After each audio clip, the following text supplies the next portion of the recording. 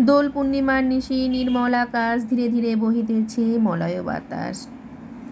চলে আসলাম রান্নাঘরে। আজকে রান্না করব কলমি শাক ভাজা, ভাত, কাতলা মাছের ঝোল আর করব চিংড়ি মাছের মাথা বাটা। তার আগে প্রচণ্ড গরমের জন্য আমি বানিয়ে নেব জলজিরার শরবত। জলজিরার শরবত বানানোর জন্য আমি 2টো গ্লাস নিয়েছি।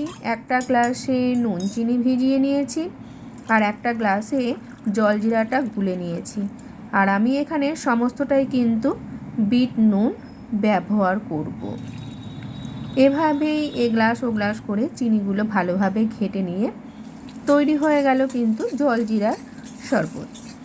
তো যে সকল বন্ধুরা জলজিরার শরবত খেয়েছো তারা তো খেয়েছো, যারা খাওনি তারা এরকমভাবে একবার বানিয়ে খেয়ে দেখো, খুব টেস্ট হয় আর এই গরমে শরীর কিন্তু ঠান্ডা রাখে। কলমি শাক ভাজার জন্য আমি কড়াইয়ের মধ্যে দিয়ে নিয়েছিলাম কালো জিরে, রসুন, পেঁয়াজ, তারপরে কেটে ধুয়ে রাখা শাকগুলো দিয়ে নাড়িয়ে নিয়েছিলাম। এখানে আমি কাতলা মাছের মাথা আর কাতলা মাছের গাদাগুলো আমি ধুয়ে নেব।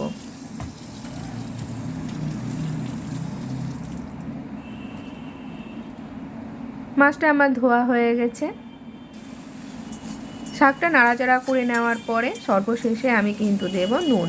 নুন কিন্তু আগে দেব না। নুন হলুদ দিয়ে আরও কিছুক্ষণ নাড়াচাড়া করে নেওয়ার পরে গ্যাস ওভেনটা বন্ধ করে দিয়ে কিছুক্ষণ রেস্টে রেখে নামিয়ে দেব। আর এদিকে আমি ভাতটা বসিয়ে নিয়েছি।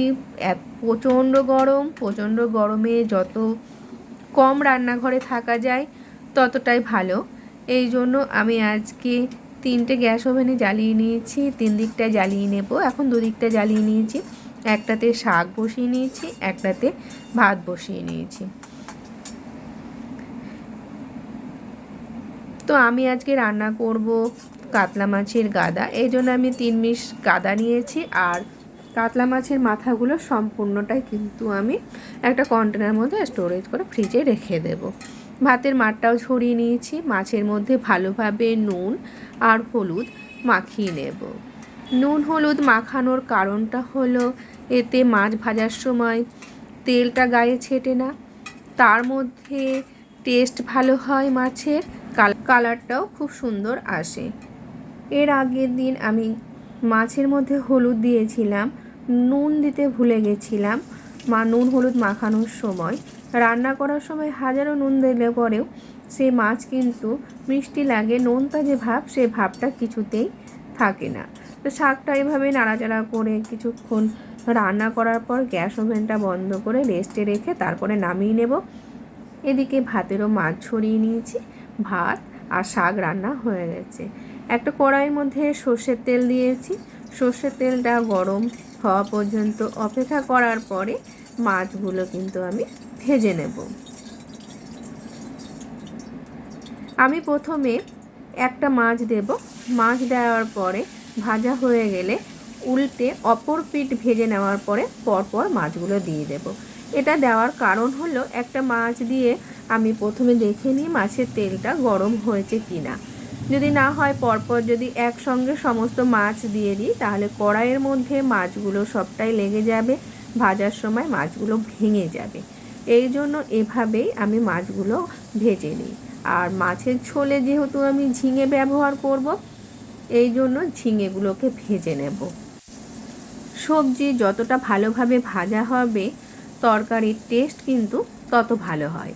তো ঝিঙেগুলো ভাজা হয়ে গেছে। ঝিঙেগুলো তুলে রাখার পর ওই তেলের মধ্যেই আমি আলুগুলো ভেজে নেব। আলুগুলো ভালো করে লাল করে ভেজে নেওয়ার পর আমি কুচিয়ে রাখা পেঁয়াজগুলো তেলের মধ্যে দিয়ে দেব। তার আগে ফোড়নে দিয়েছিলাম কিন্তু আমি কালো জিরে। আমি এখানে পেঁয়াজটা 2 রকমভাবে ব্যবহার করব, কিছুটা কুচানো পেঁয়াজ আর কিছুটা গ্রেট করা পেঁয়াজ। এই পেঁয়াজটা ভালোভাবে ভেজে নেব, যতক্ষণ না বাদামি কালার আসছে ততক্ষণ এভাবেই নাড়াচাড়া করব। তো পেঁয়াজের কালার আসার পরে আমি পেস্ট করে রাখা কিছু মশলা দিয়ে দিলাম। এখানে দিয়েছি পেঁয়াজ, আদা, রসুন আর সাদা জিরে। মশলাটা কিছুক্ষণ কষানো হয়ে যাওয়ার পরে আমি নুন, হলুদ আর কালারের জন্য কাশ্মীরি লঙ্কার গুঁড়ো ব্যবহার করব। মশলাটা কষানো হয়ে যাওয়ার পরে আমি আলুগুলোকে দিয়ে তার কিছুক্ষণ বাদে কিন্তু ঝিঙেগুলো দিয়ে দিয়েছি। ভালোভাবে আলু আর ঝিঙেটাকে কষিয়ে নেব। এভাবে কিছুক্ষণ রান্না করতে থাকবো যতক্ষণ না আলুগুলো সেদ্ধ হয়ে যায়। আলুগুলো সেদ্ধ হয়ে যাওয়ার পর আমি পরিমাণ মতো জল দিয়েছি। জলটা ফুটে ওঠার পর ভেজে রাখা মাছগুলো দিয়েছি। কিছুক্ষণ এভাবে রান্না করার পরে যখনই ঝোলটা ফুটে উঠবে আমি নামিয়ে নেব। আর আমি বলেছিলাম না চিংড়ি মাছের মাথা বাটা কিভাবে রান্না করি আমি দেখাবো। তাই প্রথমে আমি কড়াই নিয়েছি, কড়াইয়ের মধ্যে কালো জিরে দিয়েছি, তারপরে চিংড়ি মাছের মাথাগুলোতে নুন আর হলুদ ভালোভাবে মাখিয়ে ভেজে নিয়েছি। আর এই যে আমাদের দাদা, এক কথায় উনি মাছ বিক্রি করেন এবং তার সঙ্গে সঙ্গে ওনার জমির সবজিগুলোও বিক্রি করেন। তাই দাদা চলে এসছেন আমাদেরকে সবজি এবং মাছ দিতে। তা আমি ওনার কাছ থেকে এখন মাছ নয় সবজিটাই কিনে নেব। আর উনি দাদাটা খুব খুব ভালো মনের একজন মানুষ, তাই এভাবে উনি খুব মজা করতেও ভালোবাসেন। তো এরকমই হাসি খুশি মানুষ আমার খুব ভালো লাগে, সহজ সরল হাসি খুশি উনি। তা এভাবে সবজি কিছুক্ষণ কিনে নিলাম, তারপরে চলে আসলাম মাছগুলোর কাছে। চিংড়ি মাছের মাথাগুলো ভালোভাবে ভেজে নেওয়ার পরে আমি কিন্তু এখানে রসুন আর কাঁচা লঙ্কাটাও ভেজে নেব। চিংড়ি মাছের মাথাগুলোকে খুব ভালো করে লাল করে এবং কড়া করে ভাজতে হবে। তারপরে এই মাথাগুলো কিন্তু আমি বেটে নেব। যেহেতু অল্প পরিমাণে মাথাগুলো, এই জন্য কিন্তু আমি শিলনোড়াতেই বেটে নেব। আমি এটা বাটার জন্য মিক্সার জার ব্যবহার করব না। আর মিক্সার জারে বাটা মশলা আর তোমার শিলনোড়াতে বাটার ভেতরে কিন্তু অনেকটাই টেস্টের ফারাক থাকে। তো আমি এভাবেই শিলনোড়াতে বেটে নেব, কিন্তু আমি কিন্তু জল একটুও ইউজ করব না। আর আমি জানি না আমার কোন কোন বন্ধুরা এরকমভাবে চিংড়ি মাছের মাথা বাটা খেয়েছো। আর যদি কোনো বন্ধুরা এরকমভাবে চিংড়ি মাছের মাথা বাটা না খেয়ে থাকো, তো সকল বন্ধুদেরই বলবো একটা বার খেয়ে দেখো, দুর্দান্ত খেতে হয়।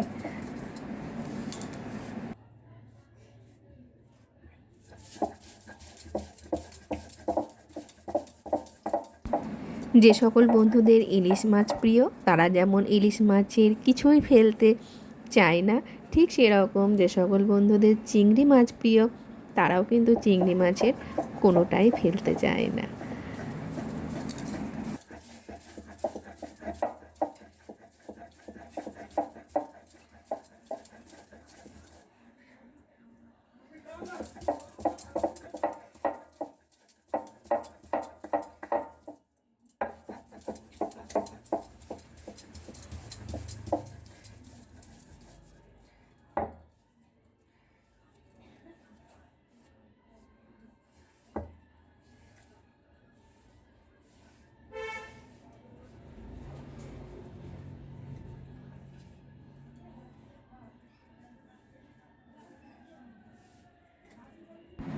আর আমার রান্নাবান্নার কাজ তো প্রায় কমপ্লিট হয়ে গেল রান্নাঘরের। এবার চলে যাব ওপরে।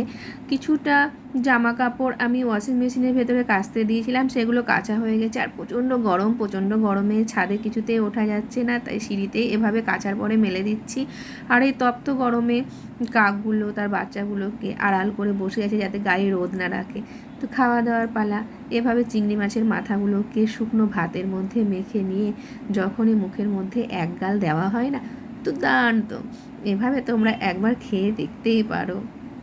দারুণ হয়েছিল খেতে।